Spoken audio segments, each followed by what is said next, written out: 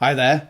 Let's spend a few minutes taking a look at the different objectives that businesses might set for their human resource management activities. Don't forget, HRM is one of the 4 main functional areas alongside operations, finance and marketing. And each of those operations will need to set specific objectives that need also to be consistent with the overall business objectives. So in the same way that you might set SMART objectives for the business as a whole, human resource management objectives are those specific goals, specific targets that relate to one or more aspects of human resource management. You'll know as you study human resource management, or HRM as it's shortened to, is that it's quite a complex area. I've just listed some of the main areas on the screen there, ranging from the recruitment and selection and training of people, the so-called human resource flow, through to how you develop talent, how you develop your people and try to engage them and involve them in the business, motivating them effectively using the right or the most effective financial and non-financial methods. But also HRM is increasingly around the more softer issues in terms of soft skills, diversity, supporting and developing corporate culture. So HRM is a very complex area and therefore objectives tend to be fairly wide-ranging. What I've done in this video is just to summarize 6 main types of HR objectives, and you might want to pause your video as you're going along just to quickly add them to your notes. The first one relates to something we've mentioned already, the employment engagement or involvement in the business.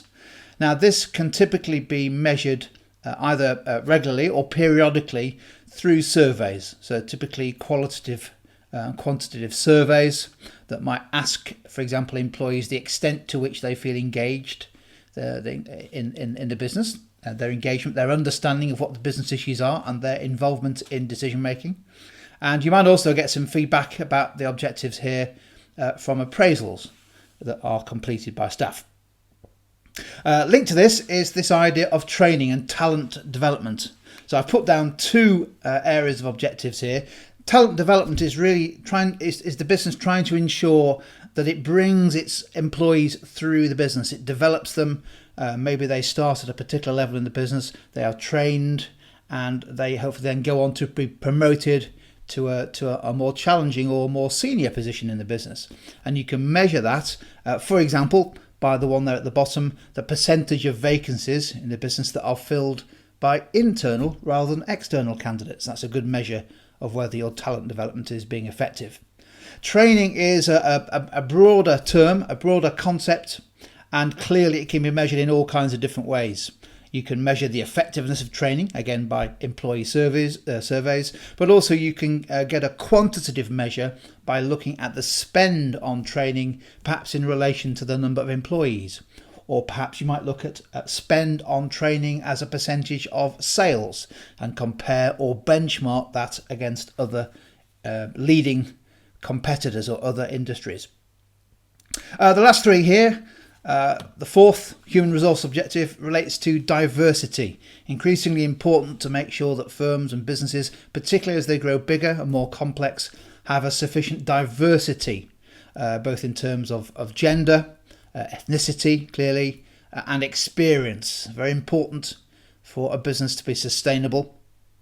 You might measure that by looking at some statistics to benchmark the extent to which, for example, you have the number of women, the proportion of women in senior positions in the business compared with maybe an internal target or an industry standard. And similarly, you'd look at your gender and ethnicity statistics in terms of your recruitment and selection to make sure that you're not disadvantaging any particular group. Last 2, alignment of values is really all about corporate culture, the core values of the business. To what extent can you measure the way in which the business tries to ensure employees firstly become aware of the core values, what the business stands for, how it operates, and also how those then translate into everyday working life. And lastly, and perhaps these are the more commonplace objectives, certainly in terms of some data you might see in exams, you can look at the extent to which the business is meeting its objectives for things like labour turnover. That's the proportion of staff who leave in a particular period, usually measured each year. Similarly, the proportion of staff who stay, staff retention, and whether or not the business has met its targets for recruitment and selection and training. There we go. That was quite a whistle-stop tour there of the main human resource objectives.